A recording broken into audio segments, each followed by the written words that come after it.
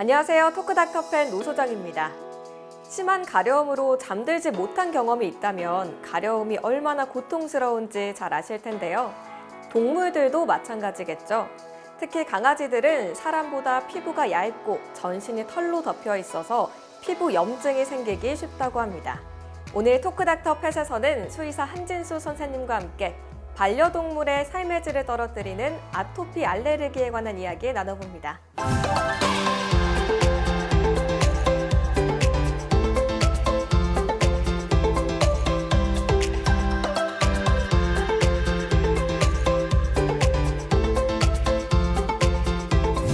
네, 선생님 안녕하세요. 네, 지난 시간에 이어서 아토피 알레르기에 관한 이야기 조금 더 본격적으로 나눠볼 텐데요. 아토피라고 하면은 동물뿐만 아니라 사람들한테도 고통을 주는 질환이잖아요. 이게 정확히 어떤 질환인가요? 네, 일반적으로 아토피성 피부염은 알레르기성 피부염과 비슷한 개념으로 사용하고 있습니다. 의학적인 개념을 설명드리자면 아토피는 항체라고도 불리는 면역글로불린, 그 중에서도 IgE라고 하는 종류의 항체가 일반적인 경우보다 많은 상태 또는 이러한 유전적 경향을 말합니다. 알레르기는 이 IgE 때문에 몸의 면역 체계가 정상적이고 무해한 외부 물질에 부적절하고 과하게 보이는 반응을 의미합니다. 네, 아토피가 생기는 원인도 좀 궁금한데요. 아토피는 왜 생기는 건가요? 네, 아토피와 알레르기는 간단하게는 외부 물질, 의학적으로는 항원 때문에 발생합니다. 조금 더 정확히는 항원에 대응하는 부적절한 면역 반응 때문입니다. 동물은 항원에 대응해서 자신의 몸을 지키려는 저마다의 면역 체계를 가지고 있습니다. 이러한 면역 체계는 항원의 종류나 동물의 연령, 생활 환경에 맞게 적응하고 변화하는데 이 과정에서 면역 체계가 잘못된 방법으로 변하게 되면 이것을 아토피라고 부르고 올바른 방법이지만 그 정도가 과하게 되면 알레르기 반응이라고 부르게 됩니다. 네, 아토피 알레르기의 대표적인 증상 중 하나가 아토피 피부염이잖아요. 그만큼 많은 동물들이 앓고 있다는 건데 실제로 아토피 피부염 때문에 병원 내원하는 동물들도 많은가요? 네, 날씨가 점점 더워지면 강아지들이 미용을 하고 나서 피부에 문제가 있는 걸 발견해서 내원하기도 하고 원래 피부가 안 좋던 강아지들이 상태가 더 악화돼서 내원하기도 합니다. 실제로 여름이 되고 나면 동물병원에 내원하는 환자들이 좀 늘어나는데 그 중에서 가장 높은 비율이 피부병 환자입니다. 아, 더워질수록 피부염 앓는 동물들이 많아지는군요. 그러면 이 아토피라는 게 사람한테서도 좀 고치기 어려운 질환이다라고 하는데 동물들도 마찬가지인가요? 네, 아무래도 아직 정확한 원인이 과학적으로 밝혀지지가 않았고 환자마다 증상의 편차가 좀 심해서 정확한 진단이나 치료가 어려운 질환입니다. 또 어렵게 처방받은 내복약을 반려동물들이 거부하는 경우도 좀 많아서 보호자분들의 노력이 많이 필요합니다. 네, 정말 동물들이 약 먹는 거 너무 싫어하잖아요. 그래서 치료 과정도 쉽지 않고 또 치료 기간도 오래 걸려서 힘들 것 같은데 그만큼 치료 목적에도 좀 차이가 있을 것 같습니다. 어떤 점을 염두에 둬야 될까요? 네, 아토피성 피부염은 아무래도 완치가 어려워서 증상의 완화를 목표로 관리해야 합니다. 일반적으로 내복약을 복용하고 환경이나 식이 관리가 최우선적으로 필요한데 치료를 해도 증상이 얼마나 호전될지 또 언제 호전되는지 알 수가 없어서 꾸준한 관리를 통해 일상생활이 어렵지 않은 정도의 삶의 질 향상을 목표로 해야 합니다. 그러면 병원에서의 아토피 치료 과정은 어떻게 진행되는지도 궁금합니다. 증상의 정도나 부위에 따라 필요한 치료 방법이 저마다 다릅니다. 긁지 못하게 하는 네칼라 착용, 염증 부위 관리를 위한 소독제 및 약용 샴푸, 그리고 피부에 도움을 줄 수 있는 영양제 복용부터 시작할 수 있습니다. 또 원인에 따라 식이나 환경 관리를 병행해야 합니다. 이 다음 단계 치료 방법으로는 항생제, 항진균제, 면역 억제제 등 내복약 복용이 가장 일반적입니다. 그리고 좀 더 상위 단계 치료 방법으로는 광선 치료나 면역 글로불린 주사, 줄기세포 치료, 미생물 이식 등의 방법들도 있습니다. 아토피 피부염 정말 원인도 다양하고 또 치료 방법도 다양해서 꼭 병원에 내원해서 올바른 관리 방법 알아야 될 것 같습니다. 또 아토피 피부염 때문에 생기는 질환 중에 하나로 웨이도염이 있더라고요. 이거는 어떤 질병인가요? 웨이도염은 반려동물의 이도라고 하는 귀 안쪽 피부에 염증이 생기는 질환입니다. 아토피로 인해서 귀 안쪽 피부의 장벽이 무너지고 염증 반응이 반복되면서 피부에 있는 세균이나 곰팡이, 효모균 등이 과하게 증식됩니다. 이로 인해서 열감이나 가려움증을 악화시키고 악취와 귀지가 크게 증가하는 질환입니다. 그러면 이 웨이도염 치료 과정은 어떻게 되나요? 웨이도염의 치료 과정은 크게 두 가지로 나뉩니다. 첫 번째는 귀 안쪽을 물리적으로 씻어내는 귀세정입니다. 강아지 전용 귀세정제나 항균 물질이나 항진균제가 들어있는 의약품으로 이도 안쪽의 원인균이나 염증 물질, 각질 등을 직접 닦아내는 방법입니다. 두 번째는 염증이나 가려움증을 줄이고 원인균의 과증식을 막기 위한 내복약 복용입니다.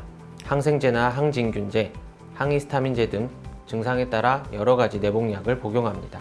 네, 웨이도염 치료 방법 중 하나로 귀세정 말씀해 주셨는데 화면을 보니까 로또도 귀세정을 받고 있더라고요. 그럼 귀세정은 보호자들이 쉽게 할 수 있는 걸까요? 웨이도염이 심할 때는 동물병원에서 관리받는 것이 추천됩니다. 심각한 수준이 아니라고 하면 집에서 보호자분들도 충분히 관리가 가능한데요. 집에서는 반려동물 전용 귀세정제로 일주일에 한두 번 정도가 적당합니다.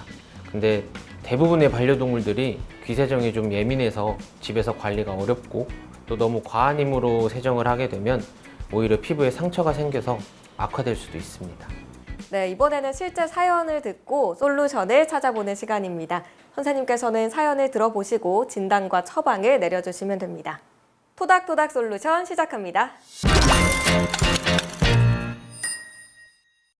첫 번째 사연 확인해 보겠습니다.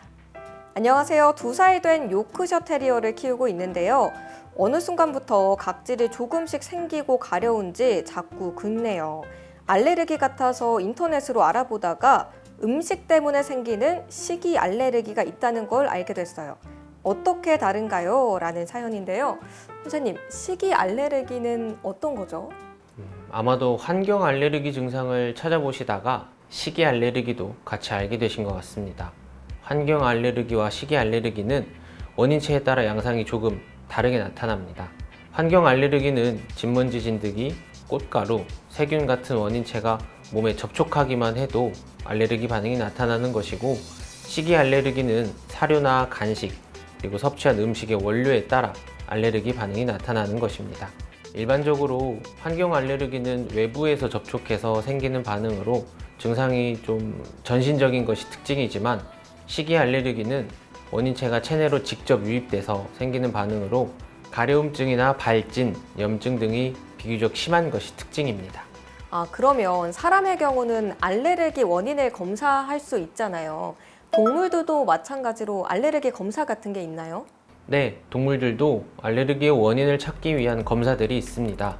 예전에는 피부에 직접 원인체를 주사해서 몸에서 알레르기 반응을 관찰하는 방식을 사용했습니다. 근데 이런 방법은 통증이나 감염, 아나필락시스 반응 등 단점이 존재해서 거부감이 심했습니다. 근데 현재는 혈액이나 털을 채취해서 전문 실험실에서 검사하는 방식으로 진행합니다. 이러한 방법은 반려동물에게 최소한의 스트레스를 주고 알레르기 원인체의 검사 범위를 쉽게 설정할 수 있는 등의 장점이 있습니다. 네, 두 번째 사연 들어보겠습니다. 안녕하세요. 저희 강아지는 비숑인데요. 얼마 전부터 몸 곳곳에 자꾸 모가 나고 가려워해서 병원에 갔는데 피부염이라고 하더라고요. 지금은 강아지 전용 샴푸를 쓰고 있는데 약용 샴푸로 바꾸면 괜찮아질까요? 증상이 심해질까 봐 걱정입니다. 라는 사연인데요. 선생님 알려주시죠. 약용 샴푸는 일반 세정 성분이나 보습 성분만 들어있는 게 아니라 항균 물질, 항진균제, 피지 분비 억제제 등 약품이 추가적으로 들어있는 샴푸입니다. 증상이나 원인에 따라 적용할 때는 일반 강아지 샴푸보다 증상을 완화하는 데 도움을 줄 수 있습니다. 하지만 경우에 따라서는 오히려 건조해지고 각질이 늘어나거나 가려움증을 악화할 수도 있습니다. 약용 샴푸는 동물병원에서 진료 및 상담 후에 필요할 때만 사용하는 것이 좋습니다. 많은 도움 되셨나요? 지금까지 토닥토닥 솔루션이었습니다.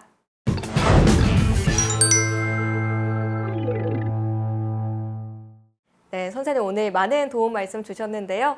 마지막으로 아토피 알레르기 관련해서 반려동물 키우고 있는 보호자들에게 당부하실 말씀 있으실까요? 아토피나 알레르기성 피부염으로 고생하고 있는 반려동물들은 완치가 어렵고 꾸준하고 세심한 관리를 필요로 하기 때문에 반려동물뿐만 아니라 보호자분들의 피로도가 높습니다.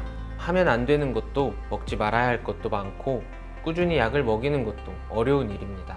부담스러우실 수 있지만 반려동물의 건강은 전적으로 보호자분들에게 의존하고 있어서 제가 진료를 보는 보호자분들에게도 좀 죄송스러울 정도로 안내사항이 많은 편입니다.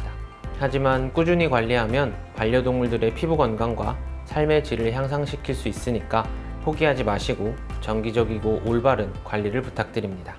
토크닥터 펫, 오늘 수의사 한진수 선생님과 함께 아토피 알레르기에 관한 이야기 나눠봤습니다. 다음 시간에도 반려동물을 위한 유익한 의학 정보로 인사드리겠습니다. 함께 해주신 시청자 여러분 고맙습니다.